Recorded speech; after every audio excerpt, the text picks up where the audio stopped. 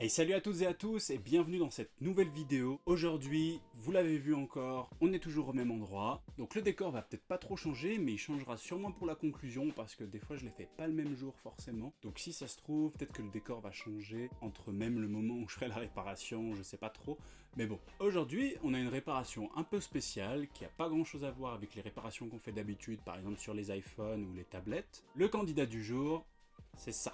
Donc on a une Nintendo DS Lite qui a un petit problème, et c'est le seul vrai problème qu'elle a, c'est-à-dire que la charnière ne tient pas.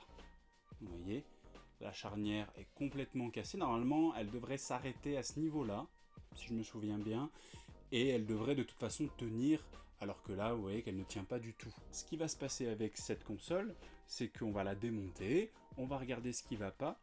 Techniquement, à l'endroit où c'est cassé, de ce que je sais, de ce que je me souviens, il va falloir sûrement remplacer toute la coque supérieure, mais qui se retrouve facilement et qui n'est pas très chère. Si jamais c'est pas la coque supérieure et qu'on peut seulement changer les trucs qui la tiennent, c'est très bien aussi. Salut à toi, jeune entrepreneur. Évidemment, comme pour toute autre réparation qu'on fait, on va en profiter à chaque fois pour nettoyer, et comme ça vous pourrez voir comment c'est à l'intérieur d'une DS Lite. Alors évidemment vous me direz que c'est une console qui est assez ancienne, mais la chose importante, c'est que vous avez ce petit tiroir qui permettait à l'époque de pouvoir jouer aux jeux de Game Boy Advance, peut-être de Game Boy Color, mais ça je suis pas sûr, mais en tout cas de Game Boy Advance qui pouvait se mettre directement sur la DS. Donc c'était une console qui était très intéressante si vous aviez encore des jeux de Game Boy et que vous vouliez encore y jouer. C'est une console très cool, donc on va essayer de faire ce qu'on peut pour la réparer et lui redonner sa forme d'antan. On va évidemment, comme d'habitude, passer en vue d'un peu plus près. On y va tout de suite. C'est parti. Voilà, on se retrouve en vue d'un peu plus rapproché avec, vous voyez du coup la charnière qui est bien cassée ici, et de toute façon, vous pouvez le voir facilement que elle ne tient plus du tout. Si je la lâche là, vous voyez, elle tombe. Normalement, elle devrait tenir. La première chose qu'on va faire, du coup, c'est déjà enlever le stylet. Et donc ensuite, on va s'occuper des vis. Donc on en a une là, une là. On en a deux sous chaque truc en caoutchouc qui est ici, qu'on va devoir enlever. Et on en a également sous la batterie qui est là. Donc ici, on a la batterie. On va évidemment devoir l'enlever pour continuer. On a maintenant accès à deux nouvelles vis. Ensuite, on va enlever les deux trucs en caoutchouc qui sont là. Je vais utiliser le truc en plastique, et si je vois que ça marche pas, je vais passer à la pince. Alors attention, les vis sont de tailles différentes, mais si je me souviens bien, elles sont aussi de couleurs différentes, donc de toute manière, vous ne pourrez pas vous tromper. On utilise un tournevis Phillips cruciforme pour enlever les deux du haut. Elles sont un peu dorées, celles-ci. Et celle-là est un peu plus argentée. Et ensuite, on va avoir besoin d'un tournevis tripoint pour les autres vis.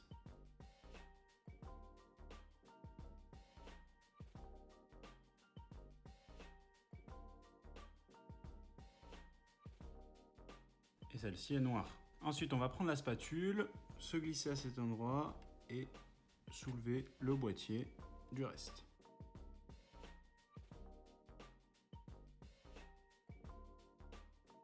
Et maintenant, on peut soulever. Alors attention, évidemment, on retire délicatement comme d'habitude parce qu'il y a souvent des choses encore attachées.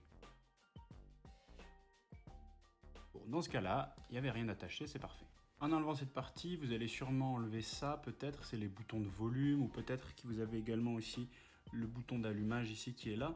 Faites attention de ne pas les perdre, mettez-les bien de côté. Ok, donc maintenant on en est là. C'est peut-être un peu poussiéreux, ça fait un moment qu'elle traîne. De toute manière, je nettoierai un petit coup de nettoyage avant de remonter. L'étape suivante, ça va être de déconnecter, d'enlever les deux gâchettes qui sont là. Ensuite, on va déconnecter ce petit truc qui est ici, qui connecte le module Wi-Fi au reste de la carte mère. Ensuite, on va retirer ce petit connecteur qui est là. Ensuite, on va devoir faire passer ce câble sous cette partie-là, parce que vous voyez qu'il continue ici. Alors, effectuer tout ça, c'est plus simple si on enlève le module Wi-Fi qui est là, mais c'est pas obligatoire. Surtout qu'il est retenu par un peu d'adhésif, donc ça peut être un peu compliqué à l'enlever, et surtout si vous n'avez pas d'adhésif, à remettre.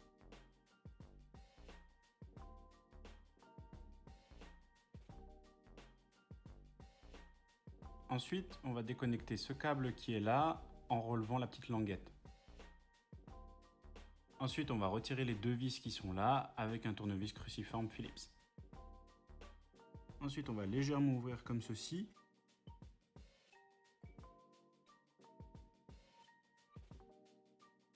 Donc une fois qu'on est là, bien sûr, on fait bien attention. Évidemment, faites bien gaffe parce que l'écran ici bouge. Ensuite, on va retirer ce câble-là.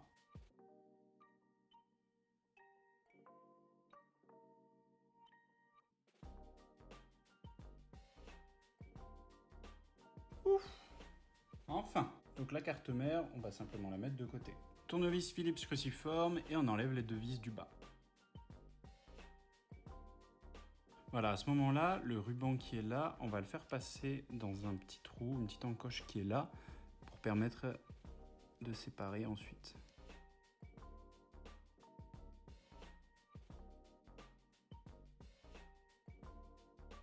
Et voilà, on a séparé les deux parties. Et donc, l'endroit qui m'intéresse, c'est surtout l'endroit où c'est cassé ici. Et on voit que ce qui permet d'avoir le système de charnière s'enlève beaucoup trop facilement parce que contrairement à cet endroit-là, ici on voit que c'est cassé quand même. Voilà en gros les parties avec lesquelles je me retrouve et le problème qui vient de là. En fait simplement parce que cette partie ici est cassée, cette partie-là qui normalement doit être ici ne retient absolument pas, ça bouge totalement de manière libre. Donc le problème que je vais avoir ici, c'est qu'on va devoir changer toute cette partie-là. Ah! Le fait que ici ce soit cassé, ça empêche du coup la charnière de tenir. Du coup, on va se laisser là pour le moment. Moi, ce sera sûrement dans quelques jours que je vais recevoir la partie manquante. Pour vous, ce sera dans quelques secondes. On se retrouve tout de suite. Alors, on va continuer la réparation avec ça. Je ne sais pas si vous arrivez bien à voir avec le focus s'il le fait ou pas. On a à cet endroit deux petits genre de caoutchouc. Hein. Évidemment, le focus est très mauvais, mais c'est pas grave. On a voilà, des petites gommes ici aux quatre extrémités qu'on va devoir retirer parce qu'on a des vis dessous. Pour faire ça, on va utiliser plutôt une spatule en plastique ou alors on peut aussi utiliser le bout métallique des pinces.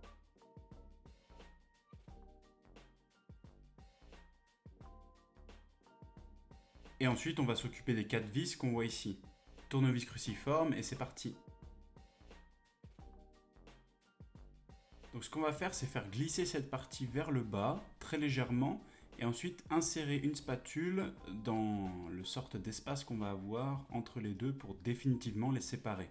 Voilà, là on les descend, on crée le petit espace, et ensuite on va insérer ça, et séparer les deux parties, l'une de l'autre. Évidemment, on va tout retirer sur cette partie, et on va commencer par les haut-parleurs.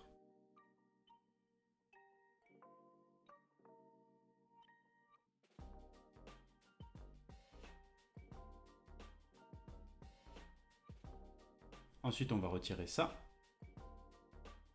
Et ensuite, on va retirer l'écran LCD. Pour retirer l'écran LCD, il faut donner un peu de jeu sur les côtés de la coque, comme ça, et en essayant de le pousser vers l'extérieur.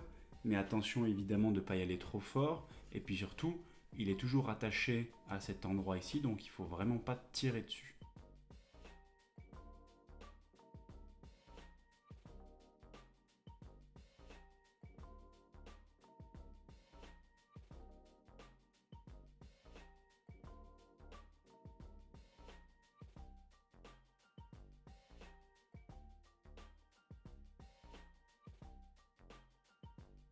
Donc une fois que l'écran est bien retiré, ce qu'on va devoir faire ensuite, c'est faire passer le câble qui est là à l'intérieur de ça. Alors, pour le faire passer, ça va être un petit peu complexe, mais pas trop non plus. Je vais vous montrer un peu. En fait, il s'agit juste de l'enrouler et de le faire passer à l'intérieur ici. Donc, on a plusieurs options. Soit on peut le faire évidemment comme ça à la conventionnelle, soit vu que cette partie, on va plus s'en servir, on peut directement le casser. Mais c'est plus risqué, donc on va simplement la retirer normalement. Et bien évidemment, on n'oublie pas le micro qui est juste là. Donc on a déjà retiré le micro. Ensuite, on a retiré cette partie-là. Maintenant, on va s'occuper de l'écran. Et voilà, donc on a tout séparé. On a aussi cette petite partie. Donc maintenant qu'on a tout séparé, on va pouvoir tout réassembler et finir la réparation. Donc on a reçu notre petit colis avec la nouvelle coque pour la console. Donc on a avec nous cette partie au complet, donc on a avec nous la base, ça on en aura besoin à la fin. On a aussi le petit cache pour la cartouche de Game Boy. On a les boutons A, tout ça, les boutons L sur les côtés. On a plein de vis et quelques pièces de rechange, mais dont on n'aura pas forcément besoin parce qu'on va réutiliser au maximum les pièces d'origine. Une autre partie dont on aura besoin un peu à la fin. Une partie supérieure, mais on pourra très bien réutiliser l'ancienne. On a également eu des contours d'écran, mais on n'en aura sûrement pas besoin, on verra bien. Et donc la partie qui nous intéresse le plus, en comparaison avec l'ancienne, donc de face on voit pas vraiment la différence, mais c'est quand on les retourne qu'on voit vraiment la différence avec cet endroit ici qui est tout à fait intact. Je sais pas si le focus se fera, mais cet endroit là qui est totalement cassé ici, donc la nouvelle pièce va bien nous servir. Ce qui va se passer simplement maintenant, pour que ce soit pas une vidéo trop longue, le remontage, je vais juste vous le mettre en accéléré avec un petit fond musical parce que j'ai pas envie de vous remontrer détail par détail parce que sinon ça risque d'être un peu long. Vous allez quand même bien voir ce que je vais faire et puis de toute façon en général il faut simplement resuivre les étapes dans l'autre sens. Alors on va remonter tout ça, ce sera majoritairement en accéléré mais vous aurez quand même quelques parties où il y a des choses importantes. D'ailleurs pour commencer, n'oubliez pas quand vous les remplacez de prendre ces deux petits trucs sur les côtés là, qui sont en genre de caoutchouc, vous voyez, il y en a un qui s'enlève et il y a le même de l'autre côté, parce qu'ils permettent de bien sceller cette partie. Une chose importante ici, moi vu que c'est la DS d'un ami, je vais plutôt préférer utiliser des parties originales, comme ça il retrouve une console quand même relativement originale, plutôt que les parties que j'ai reçues.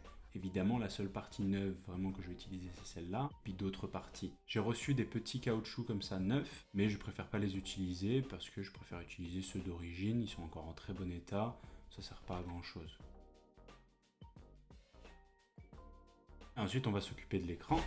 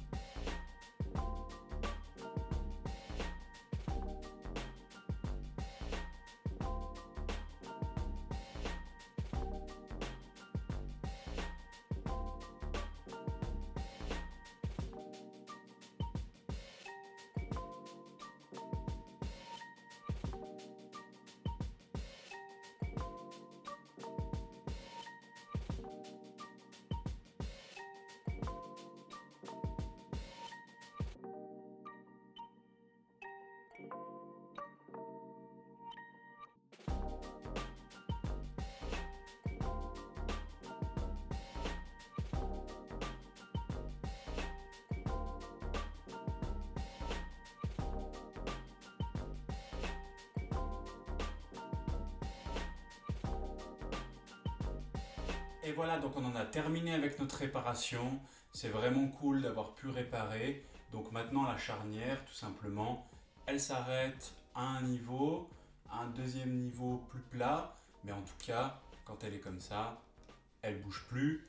Et puis on peut par exemple même la mettre comme ça fonctionne, même si ça clipse pas. C'est très bien aussi, ça tient. Moi ici avec cette réparation, j'ai qu'un seul regret, c'est que j'ai pas le chargeur et que la batterie est à plat, donc je peux pas vérifier si j'ai pas fait de bêtises et que la console fonctionne toujours. Techniquement, on n'a fait aucune bêtise parce que aucun câble avait l'air abîmé, aucun câble avait l'air déchiré.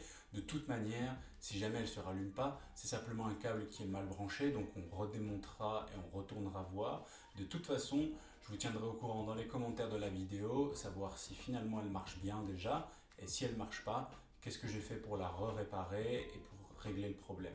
Donc au cours de la vidéo, on a utilisé pas mal de pièces neuves, de nouvelles pièces. C'était un peu fastidieux parfois à les visser parce que je ne sais plus comment on appelle ça, mais ce qui fait que la vis s'enfonce à l'intérieur, ça c'est pas fait. Donc il faut le faire soi-même en appuyant un peu avec la vis, sinon on peut le faire soi-même préalablement en mettant la vis simplement dans le trou comme ça de la pièce, en relevant après, et ensuite une fois qu'on a tout monté, refermer tout simplement. En tout cas, c'était une réparation super intéressante. J'espère que vous aurez appris des choses et que vous aurez aussi retenu des choses. N'hésitez pas à me dire ce que vous en pensez en commentaire, laissez un like comme d'habitude, partagez et vous abonnez. On se dit à plus tard pour de nouvelles réparations. Ciao.